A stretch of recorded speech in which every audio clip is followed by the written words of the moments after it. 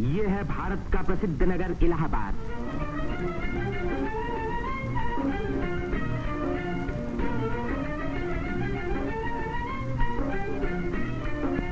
यहीं पहल उत्तर प्रदेश में एक विश्वविद्यालय की स्थापना हुई। इसी वजह से ये नगर उत्तर प्रदेश की शिक्षा और सभ्यता का केंद्र माना जाता है। पंडित मदन मोहन मालवीय, पंडित गोविंद वल्लभ पंत और अनेक प्रतिभाशाली व्यक्ति इसी विश्वविद्यालय की देन हैं, जिन पर आज देश को गर्व है। ये है हमारे प्रधानमंत्री पंडित जवाहरलाल नेहरू का निवास स्थान, आनंद भवन। भारतीय राजनीति का ये एक प्रमुख केंद्र रहा है। इस नगर को तीर्थराज प्रयाग भी कहते हैं। यहीं गंगा और जमुना का संगम है।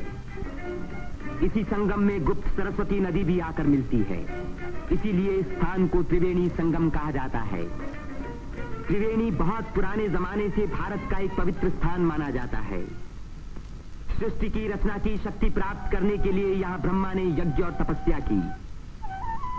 लक्ष्मी की प्राप्ति के लिए विष्णु ने भी यहीं तपस्या की। यहीं स्नान करके भगवान शंकर ने त्रिपुर राक्षस के वध करने की शक्ति प्राप्त की और यहाँ महात्मा बुद्ध ने संसार को सत्य का संदेश भी सुनाया। समुद्र मंथन के बाद जयंत के अमृत का घड़ा लेकर जाते समय एक अमृत कण छलक कर यहाँ गिरा और तभी से इस स्थान पर कुंभ मेले का महान पर्व आरंभ हुआ। इस वर्ष भारत का सबसे बड़ा कुंभ मेला इसी स्थान पर हुआ। इस मेले में लगभग 1 करोड़ व्यक्ति त्रिवेणी में स्नान करने के लिए आए। सदियों की गुलामी के बाद स्वतंत्र भारत का ये पहला कुंभ मेला था। त्रिवेणी में स्नान करके तन, मन और आत्मा को शुद्ध करने के लिए ही यात्रियां आते हैं। योगी और सन्यासी, गरीब और अमीर सभी प्रकार के लोग यहाँ इकट्ठे होते हैं। कुंभ मेले के मौके पर देश के नर नारी एक दूसरे के धार्मिक विचारों से परिचित होते हैं। धार्मिक संस्थाएं योगी और सन्यासी यौगिक क्रियाओं को दिखाते हैं।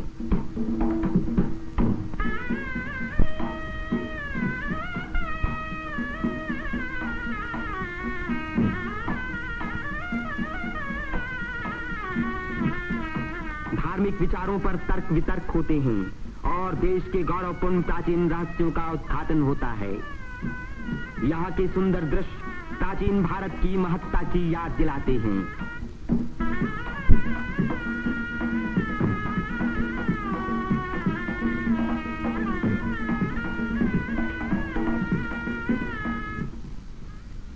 मेले के धार्मिक रूप के अलावा उसके दूसरे दृश्यों में सुंदरता और स्वतंत्रता का रंग चमक रहा था। रंग बिरंगी चूड़ियां, देवी देवताओं की मनमोहिनी मूर्तियां,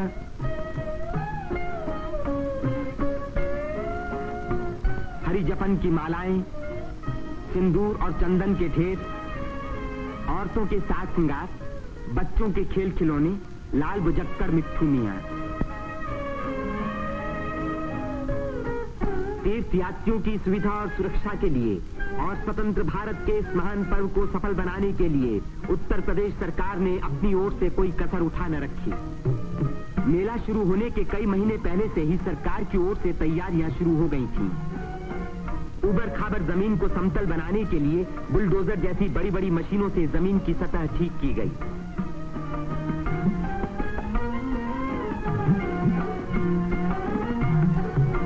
गंगा जी ने अपना किनारा 15 से 30 फुट गहरा काट दिया था, जिसके कारण यहाँ स्नान करना असंभव था। बुलडोजरों ने इन किनारों को सपाट बनाया, जिससे तीर्थयात्री यहाँ सकुशल स्नान कर सके। जिस काम को 1000 आदमी 3 महीने में खत्म नहीं कर सकते थे, उसी को 6 बुलडोजरों ने 15 दिन में पूरा कर दिखाया।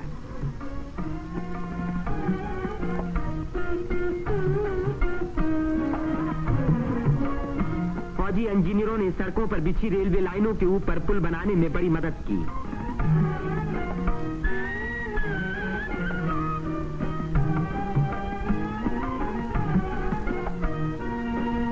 इससे रेलों के आने जाने के समय भीड़ सड़कों पर कभी न रुकी, बल्कि लगातार त्रिवेणी की ओर बढ़ती रही।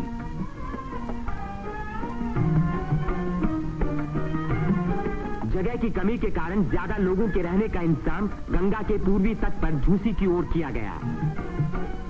वहां से शेष मेले तक आने के लिए भारतीय सैनिकों और उत्तर प्रदेश सरकार के सार्वजनिक निर्माण विभाग ने पीपों के 6 पुल बनाए। कुंभ मेले के इतिहास में ये पहला मौका था जबकि यहाँ बिजली लगी। 1000 बिजली के खंभे लगाए गए, जिनके लिए 160 मील से अधिक लंबी तार लाइन इस्तेमाल हुई। उत्तर प्रदेश के स्वास्थ्य विभाग ने यहाँ सफाई का बड़ा अच्छा बंदोबस्त किया। चारों तरफ मशीनों से लगभग 250 मन डीडीटी का भारी छिड़काव किया, जिसके कारण मेले में मच्छरों व मक्खियों का नामो निशान बाकी न रहा। मेले के आरंभ से ही सरकार ने हैजे के टीके लगवाने का प्रबंध किया। यात्रियों को सलाह दी गई कि वे मेला क्षेत्र में आने से पहले टीके लगवा लें।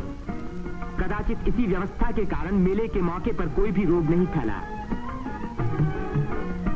इतनी भारी भीड़ भाड़ के मौके पर आमतौर से दुर्घटनाएं हो जाया करती हैं। इन दुर्घटनाओं का सामना करने के लिए उत्तर प्रदेश सरकार ने चिकित्सा एवं स्वास्थ्य विभाग की एम्बुलेंस गाड़ियों से घायल और बीमार यात्रियों को तुरंत अस्पताल पहुंचाने का पूरा प्रबंध किया। 9 अस्थायी अस्पताल देरों में खोले गए, जिनमें 228 रोगियों को रखने का इंतजाम था। गरीब रोगियों को खाना मुफ्त में दिया गया। राशनिंग विभाग ने यात्रियों की सुविधा के लिए यह आटा, शक्कर, मिट्टी का तेल और अन्य जरूरी सामान का भारी स्टॉक जमा किया, जिससे इन चीजों की कीमतें न बढ़ पाएं। इसी प्रबंध के कारण हर व्यक्ति को सस्ते मूल्य पर अपनी इच्छा का खाना मिल सका।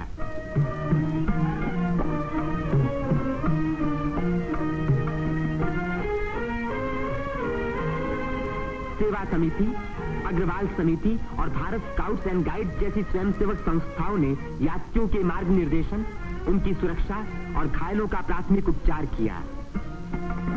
पुलिस यात्रियों के संचालन का कार्य करती रही। आने जाने के लिए अलग रास्ते रखे गए। भीड़ को काबू में रखने के लिए चलते फिरते वायरलेस सेतु का इस्तेमाल किया गया।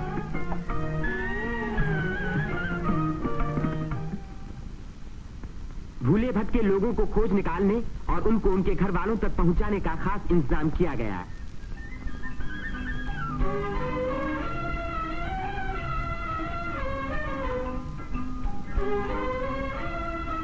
मेले में लाउड स्पीकरों का एक जाल बिछा दिया गया, जिससे भटके हुए लोगों का नाम पुकार पुकार कर उनको एक स्थान पर इकट्ठा किया गया। मेले के आरंभ होते ही उत्तर प्रदेश के मुख्यमंत्री पंडित गोविंद बल्लभ पंत ने मेले के बंदोबस्त का मुआयना किया। इस तीर्थ स्थान पर जमा हुए लाखों मेहमानों के सुख सुविधा की उन्हें बड़ी चिंता थी।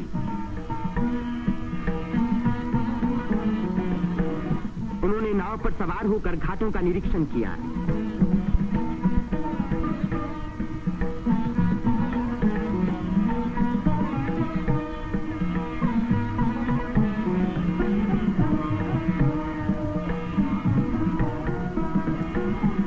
उन्होंने पीपे के पुलों को भी देखा। ये अखाड़ा जो ऐसे ही एक पुल को पार कर रहा है, पुल की मजबूती का सबूत है।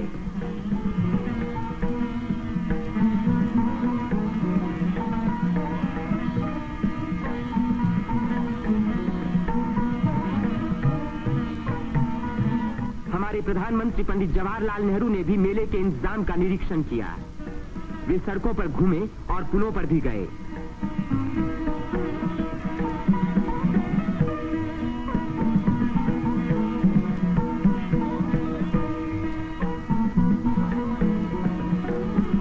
उन्होंने अन्य स्थानों को भी देखा भाला।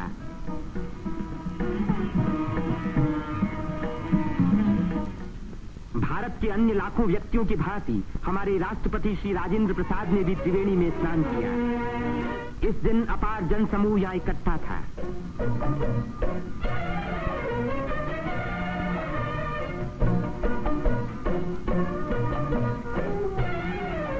हर घाट पर लोगों की भीड़ स्नान कर रही थी। उसमें नया जोश था और नई उम्मीदें थीं।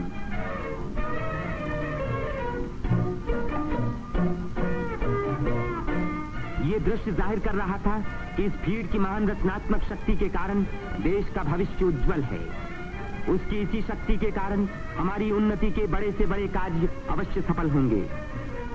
जिस स्थान पर मनुष्य और देवताओं ने यज्ञ किए और भविष्य का संकल्प किया, उसी स्थान पर इन नर नारियों ने आज भारत को फिर से बलवान और सुखी बनाने की प्रतिज्ञा की और भारत की स्वतंत्रता को अमर रखने के लिए अपने शरीर में एक नए प्राण को जन्म दिया।